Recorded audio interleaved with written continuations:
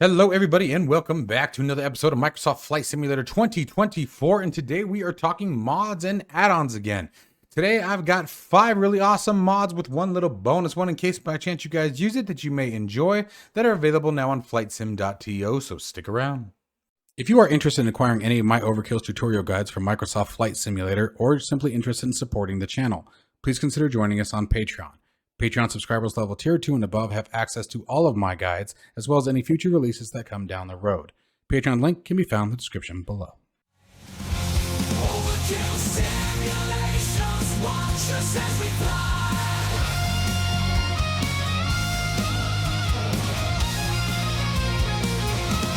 Overkill simulations, the thrill will never die.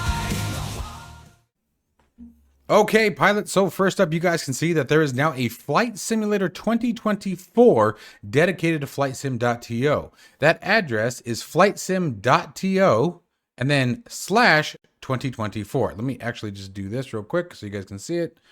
Am I actually grabbing the right screen? Survey says, there we go. There it is right there, Flightsim.to 2024. Okay. There we go. Let's pull that back up there. Try to make it nice and pretty. Yay! Okay, so first up, let's get after this. Obviously, there is no need for introduction here with MSFS Addons Linker, but now it supports both 2020 and 2024, giving you the option also to create 2 different profiles, indicating that you can create one link to 24, one link to 2020, have those 2 sources of the add-ons separate, so that way you don't have to have them all in one location, and you can actually break them into multiple folders, or you can do the inverse there and have one community folder and just select which ones you want transferred to 24 versus which ones you want in 2020. Especially that's going to be helpful for those add-ons that are dedicated to one or the other and just flat out don't work with, the opposing, right? So MSFS Addons Linker is an absolutely fabulous program for managing everything from your scenery to your tools to your add-on aircraft to liveries, and it is a great way to manage them in especially in the respect to updates that could potentially break these add-ons. It's going to be very interesting to see how these major updates work when it comes to Microsoft Flight Simulator 24, given the server compatibility and given the fact that we are essentially still working with a cloud environment. So I would definitely recommend grabbing this, you guys. And if you guys would like to see another tutorial on how to set up Addons Linker, let me know in the comments below, and I'll be happy to do an in-depth tutorial of how to use MSFS Addons Linker. But I can promise you there are tons out there just on my channel alone. If you guys were to go to my videos and search Addons Linker, you will find a bunch of tutorial videos on how to get it set up. Next up, probably another one doesn't need much introduction. However, with so many new pilots joining the simulator world, one of the big things that we love is MSFS Pop-Out Panel Manager, specifically designed for 2024. Now, what does this do? As many of you know, you can Alt and left click on a specific display, as you guys are seeing here in this image.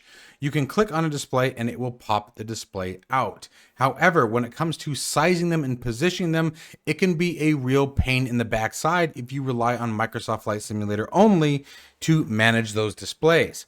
So what Pop-Out Panel Manager does is it allows you to configure different pop-out positions. So for example, I have a G1000 actual piece of physical hardware as well as a GNS 530.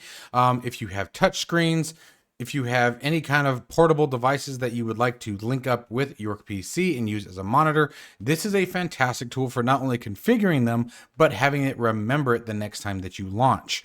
So as long as the displays aren't changed after you have created a profile and you've set your displays up the way you want, as you guys can see here, they are individually named PFD, MFD, GTN, 580, whatever it may be. You can then very customizably stretch and skew the images in a way that matches your display perfectly without having to worry about sizing issues that may happen when you just simply try to full screen it using the Windows sizing tools.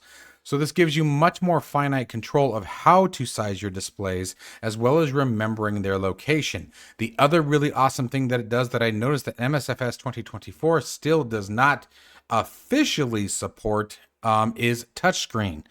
So where, for example, in 2020, let's say we are using right here, this is the G3000 suite found in something like a TBM 930, as you guys can see here.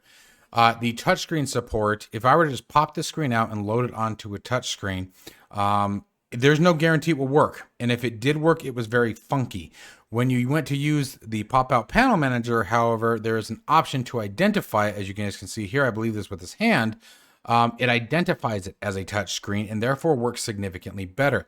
One of the other things that would tend to happen if you were using other sources and means of doing this is that every time you would go to activate your touchscreen, let's say we hit speed bugs over here, it would very quickly activate the speedbugs page, but then take focus away from the simulator. So basically Windows would think that you'd clicked outside of the sim, and so some of your control inputs would stop working. This program also gives you the ability to make sure that the simulator always maintains the primary focus of your system. That way you don't ever lose the ability to input controls into the aircraft. Pop-out Panel Manager is absolutely phenomenal, and it was a godsend at the time that it launched, and it has gotten nothing but better and better since its initial inception. It is an absolutely fantastic tool, you guys. If you have any desire to export any of your screens to any other location, I highly recommend MSF Pop-out Panel Manager. Last little touch on this is it also remembers what aircraft you are in. So if I were to switch to a different aircraft that had a panel configuration, this application would know that and automatically switch. Lastly, you're launching the simulator for the first time of the day. You set this up yesterday. You saved your profile. You have it start automatically with the Flight Simulator application. You don't have to launch this again. You just have to simply hit Start Pop Out for the first time. You launch into your aircraft and it automatically puts your touchscreens or your pop-outs back where they were. So, really phenomenal application, you guys. Again, that is MSFS Pop-out Panel Manager. And of course, as always, there will be links to these down in the description. One of the things that I use very often, especially as a content creator, is the sim rate. Rate Selector is a fantastic tool that brings that option straight to the toolbar. Now, there's a couple of reasons why this is beneficial. Yes, you can simply bind keybinds in order to increase and decrease sim speed. However, it doesn't tell you what the sim speed is anymore. You don't get any kind of like little text down at the bottom of your screen. You don't get any kind of indication telling you what the rate currently is. The other thing that you can do is there are very few aircraft that can actually manage the 16x sim speed rate without going bonkers, obsolete, off the wall. So if you do, for example, have a knob or a key binding, or let's say you're in VR or something like that, and even this would work in VR, so I guess that's kind of a bad example. But you can set a maximum sim rate. That way you can't go over the limited sim rate for a particular aircraft. For example, the PMDG series of aircraft usually don't like going over 8x. Anything over than that, and they usually get out of control. You start getting alarms, and sometimes it just ruins everything. I mean, you can find yourself dipping and diving anywhere from 2,000 to 3,000 feet per second, and when I say per second, I mean literal time. Like you will watch your altitude change 1,000 and 2,000 feet a second, to the point where sometimes it even crashes the sim. So this little tool, it's very light, very easy to use, and puts it right up at the toolbar, gives you your ability to restrict it, tells you what the current speed is, and gives you the ability to also set a night and dark mode, which for me, anything that's dark mode is always easier on the eyes, so a big preference for me. Anyway, again, very simple tool, but believe it or not, quite effective. Once you get up to cruise altitude, usually it really doesn't even matter what kind of aircraft you're in. Once you're in that cruise phase, if you're on a longer haul, this is a really great way to change the speed of your aircraft or the sim while saving you some time throughout the day without just sitting there, twiddling your thumbs waiting to get to your next point of flight. Next up, we have Airport Override Checker for Flight Simulator 2024. What this essentially does is it looks at your add-on scenery and verifies that there aren't any kind of conflicts or missing packages that would actually cause a problem for the sim. Again, a very simple tool in the aspect of what it does for you, but a very handy one, especially if you have multiple sceneries in a similar location. For example, here in Tucson, I had the Tucson International Airport scenery. I had a vegetation fix. I had a landmark fix. I had a rivers fix. I had a mountain range update. Okay, so I had a bunch of different sceneries for the same location, the general area, and there were a couple that were conflicting with the airport itself. Specifically, it was the vegetation conflicting with the vegetation that was designed for the airport itself. This is a really cool tool to diagnose any kind of missing textures or conflicting textures, as well as just data that is flat out missing from your scenery.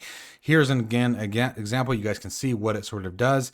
I highly recommend this one, especially for 2024, given the fact that there are going to be so many changes to the way that the scenery works as time goes on. Remember that they are planning on expanding that really high fidelity scenery as time moves forward. So this will be a nice way to sort of keep that in balance and keep that in check as you manage your own personal add-ons. It is a really, really cool tool for scenery, guys. This next one, I will admit, we were going to be doing a full video on in a few days. I am still messing with it and sort of learning how it works myself, but I've already been quite impressed with it. So I'm going to give you guys a pretty high level view of what this does.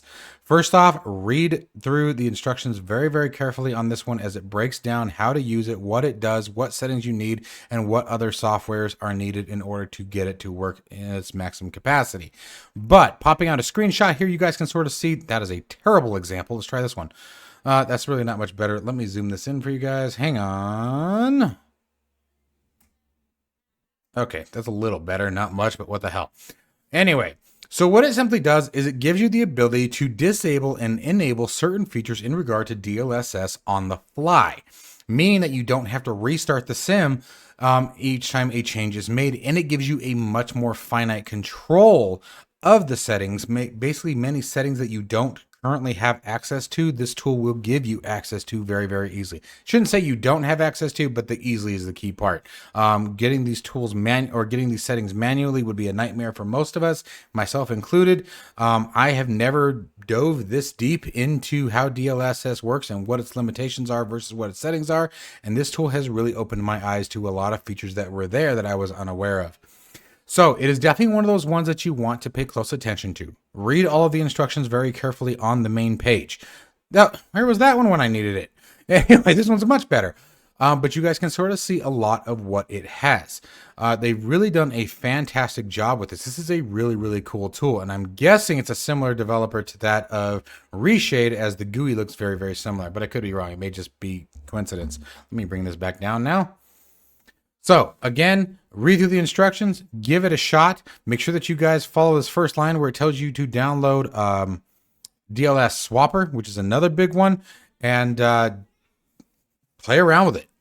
It gives, like I said, there's a lot of really fantastic options here for fine-tuning DLSS to the features that you need, want, don't want, and really help you create the scenery that you want at the FPS level that you want it.